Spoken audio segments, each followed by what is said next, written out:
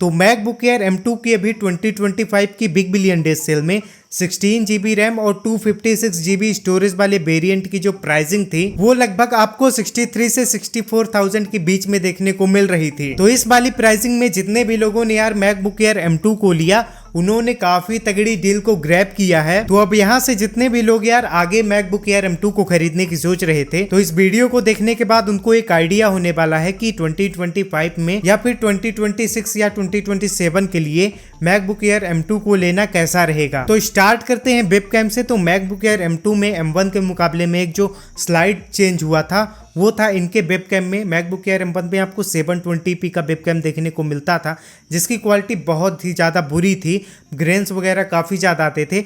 But MacBook Air M2 में आपको 1080p का वेबकैम देखने को मिलता था जिसकी क्वालिटी काफ़ी ज़्यादा बढ़िया थी और ग्रेन्स वगैरह नज़र नहीं आते थे। तो जितने भी लोगों को ऑफिस वगैरह में जूम मीटिंग वगैरह रहती है तो उनके लिए मैकबुक एयर M2 काफ़ी सही डील होने वाली है क्योंकि वेबकैम की क्वालिटी मैकबुक एयर M2 में काफ़ी ज़्यादा बढ़िया देखने को मिलती है। दूसरा है यार इस मैकबुक एयर M2 की परफॉर्मेंस। तो जब एप्पल ने M2 वाले मैकबुक एयर को लॉन्च किया था तब एप्पल ने बोला था कि मैकबुक एयर M1 से आपको 25% का जंप आपको M1 सीरीज के मुकाबले देखने को मिलेगा और कहीं ना कहीं उन चीजों का डिफरेंस रियल लाइफ में भी आप मैकबुक एयर M1 और M2 के बीच में डिफरेंस कर सकते हैं। बट वैसे अगर बात करें रियल लाइफ परफॉर्मेंस के बारे में तो 1080p की इवन तो 4K की भी कुछ लेयर्स को आप मैकबुक एयर M2 में आसानी से एडिट कर सकते हैं। शॉर्ट्स और रील्स की एडिटिंग बहुत ही आराम से इस मैकबुक एयर M2 में हो जाएगी और थंबनेल वगैरह बनाते हैं अगर आप फोटोशॉप में तब उस वाली कंडीशन में भी मैकबुक एयर M2 फोटोशॉप की हैवी से हैवी फाइल्स को आराम से हैंडल कर लेगा। वहीं Word, Excel, MS Office, email और ब्राउजिंग जैसे काम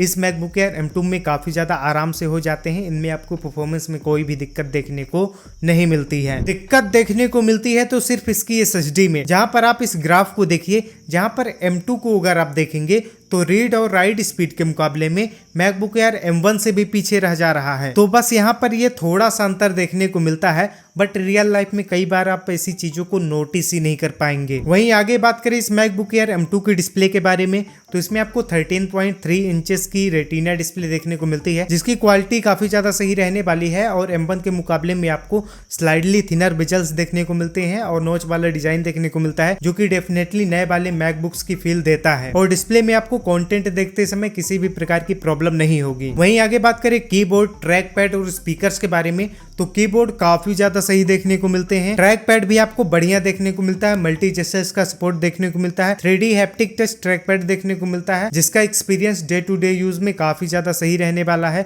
वहीं स्पीकर्स भी आपको क्वाड देखने को मिलते हैं बट स्पीकर्स में आपको थोड़ी सी लाउडनेस कम देखने को मिलेगी। वहीं आगे बात करें बैटरी के बारे में तो एप्पल क्लेम करता है कि 14 घंटे का इसमें बैटरी बैकअप देखने को मिलता है बट वो नॉर्मल वीडियो का प्लेबैक टाइम है। मोटी मोटा आप मान के चलिए कि नॉर्मल टू हैवी यूज में आप इस मैकबुक एयर M2 से 8 से 10 घंटे तक का बैटरी बैकअप ले पाएंगे। तो बस यार मैकबुक एयर M2 के लिए इतना ही था। अगर M4 से कंपेयर करें तो मैकबुक एयर M2 और M4 के बीच में जो प्राइस का डिफरेंस है वो मात्र ही आपको 10,000 रुपए का देखने को मिलेगा, चाहे आप सेल में कंपैरिजन करें प्राइसिंग का या फिर नॉर्मल डेज में। केवल और केवल आपको 10,000 रुपए का प्राइस डिफरेंस देखने को मिलता है। बट जो दोनों ही मैकबुक एयर के बीच में जो परफॉर्मेंस और अन्य चीज़ों का जो डिफरेंस है वो काफ़ी ज़्यादा बड़ा देखने को मिलता है। मैकबुक एयर M4 में आप 4K की एडिटिंग आराम से कर पाएंगे, SSD की स्पीड भी आप देखेंगे तो काफ़ी ज़्यादा बढ़िया देखने को मिलती है और जो अपना वेबकैम है वो आपको सेंटर स्टेज वाला 12 मेगापिक्सल का देखने को मिलता है जिसकी क्वालिटी क्लोज टू आईफोन्स के कैमरास जैसी रहने वाली है। वहीं एक्सटर्नल डिस्प्लेस को कनेक्ट करने के मामले में भी आप मैकबुक एयर M4 में एट सेम टाइम आप 2 डिस्प्लेस को कनेक्ट कर सकते हैं इंक्लूडिंग मैकबुक एयर M4 की डिस्प्ले, मतलब कि सेम टाइम में आप 3 डिस्प्लेस का एक्सेस ले सकते हैं मैकबुक एयर M4 के साथ। वहीं M2 में आप एक ही डिस्प्ले को कनेक्ट कर सकते हैं विथ मैकबुक की डिस्प्ले और विदाउट मैकबुक की डिस्प्ले। और मैकबुक एयर M4 के भी बेस वेरिएंट में आपको 16 GB की रैम देखने को मिलती है। तो डेफिनेटली यार जो लोग अपने बजट को बढ़ा सकते हैं, स्ट्रेस कर सकते हैं या फिर यार अगर आपको फ्यूचर प्रूफ मैकबुक एयर चाहिए ना तो मैं बोलूँगा कि मैकबुक एयर M4 की तरफ जाएँ। 1000 से 2000, 7, 8, 10,000 रुपये आप इधर उधर से मैनेज कर सकते हैं जिसको आप 2, 4, 6 महीने में सभी को लौटा सकते हैं। बट मैकबुक एयर M4 अगर एक बार अगर लेते हैं तो 7 सालों तक आप निश्चिंत हो जाइए। 7 सालों तक कोई भी समस्या आपको मैकबुक एयर M4 में देखने को नहीं मिलेगी। वहीं M2 में शुरुआत में बहुत सारे लोगों को हीटिंग से, परफॉर्मेंस से रिलेटेड इश्यूज देखने को मिले थे, बट बाद में एप्पल ने सॉफ्टवेयर अपडेट्स के थ्रू इन सब चीज़ों को फिक्स कर दिया था। बट देखो यार, शुरू में ये वाली चीज़ें देखने को मिली थी, तो डेफिनेटली यार मेरी पूरी रिकमेंडेशन है कि मैकबुक एयर M4 की तरफ जाओ। मैकबुक एयर M2 वैसे भी 2022 में लॉन्च हुआ था, तो 3 साल पुराना मैकबुक हो चुका है, और 2025 में अभी इसी साल मैकबुक एयर M4 लॉन्च हुआ है। तो डेफिनेटली यार आपको मैकबुक एयर M4 की तरफ जाना चाहिए।